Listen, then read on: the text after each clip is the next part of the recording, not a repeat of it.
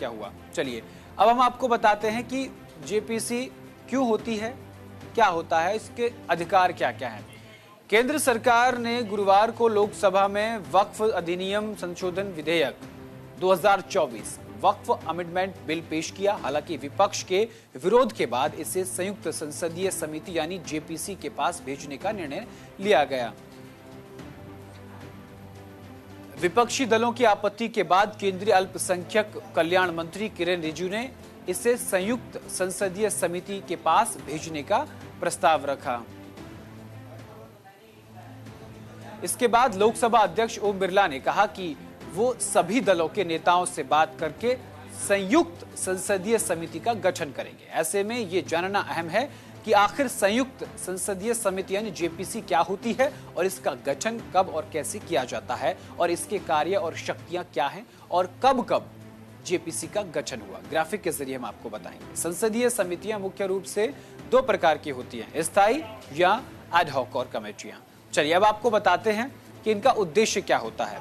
देखिए, किसी विशेष उद्देश्य से नियुक्ति की जाती है और अपना कार्य समाप्त करने के बाद स्वतः यह खत्म हो जाती है। संयुक्त संसदीय समिति का उद्देश्य अस्थायी संसदीय प्रणाली में संयुक्त संसदीय समिति एक शक्तिशाली जांच निकाय है। अस्थायी समितियों में मुख्य रूप से चयन और संयुक्त संसदीय समिति शामिल होती है। संयुक्त संसदीय समिति किसी बिल या मुद्दे पर गहन जांच के लिए गठित की जाती है। इसमें राज्यसभा और लोकसभा दोनों सदनों के सदस्य शामिल होते हैं। अब आपको गठन का जिक्र करते हैं। गठन किस लिए होता है? जेपीसी का गठन करने के लिए संसद के एक सदन द्वारा प्रस्ताव पारित किया जाता है। दूसरे सदन से इसी पर सहमति ली जाती है। इसके बाद दल अपने सदस्यों का नाम जेपीसी के लिए आगे बढ़ाते हैं। सदस्यों की संख्या संयुक्त संसदीय समिति में सदस्यों की संख्या निश्चित होती है। अब शक्तियों का जिक्र कर लेते हैं। उसे संबंधित साक्ष्य जानने का अधिकार होता है। शक्तियों की बात करें तो जांच निकायों को किसी भी व्यक्ति, संस्था या पक्ष को बुलाने का अधिकार होता है।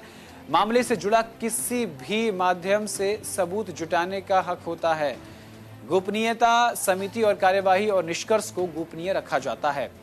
सरकार चाहे तो राज्य या देश की सुरक्षा से जुड़े दस्तावेजों को वापस ले सकती है। विघटन का जिक्र करें तो अधिकतम 3 महीने का समय होता है। जांच रिपोर्ट पेश करने के बाद समिति का अस्तित्व स्वतः समाप्त हो जाता है। संसद में चर्चा, सरकार के जवाब के आधार पर समितियां संसद में कार्रवाई रिपोर्ट पेश करती हैं और जिसके बाद ये खत्म हो जाता है। चलिए, ये तो हमने आपको बताया उसकी शक्तियां क्या हैं, गठन कैसे होता है, उसकी संरचना क्या होती है। अब हम आपको एक ऐसी वीडियो दिखाने जा रहे हैं, एक ऐसी तस्वीर दिखाने जा रहे हैं जो राजनीति को एक अलग एंगल से दिखाती है, जो एक अलग तरीके से राजनीति का दृष्टिकोण बनाती है। दरअसल कल टीएमसी के जो सांसद हैं कल्याण बनर्जी, वो जगदम्बिका पाल का जन्मदिन मना रहे थे।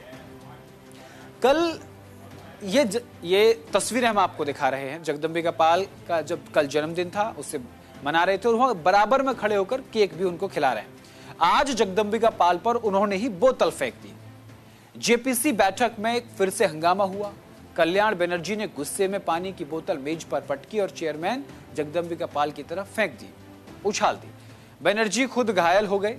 अब सोचिए कि जो शख्स एक दिन पहले, उनके साथ और भी कई सांसद मौजूद हैं, वो अपने हाथ से केक खिला रहे हैं। प्रेम सौहार्द की तस्वीर है और आज इतनी बड़ी घटना हो गई। तो राजनीति को एक अलग एंगल से भी देखा जा सकता है। अब हम आपको ये वीडियो दिखाते हैं।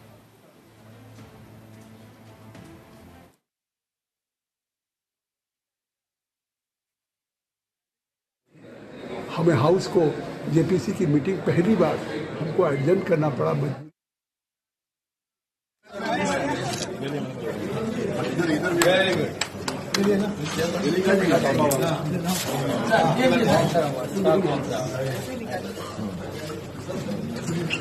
अरे सुनो,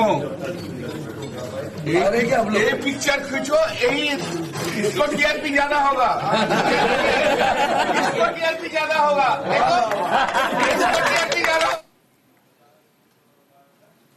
तो देखा आपने, ये वीडियो बहुत कुछ संदेश देती है देशवासी।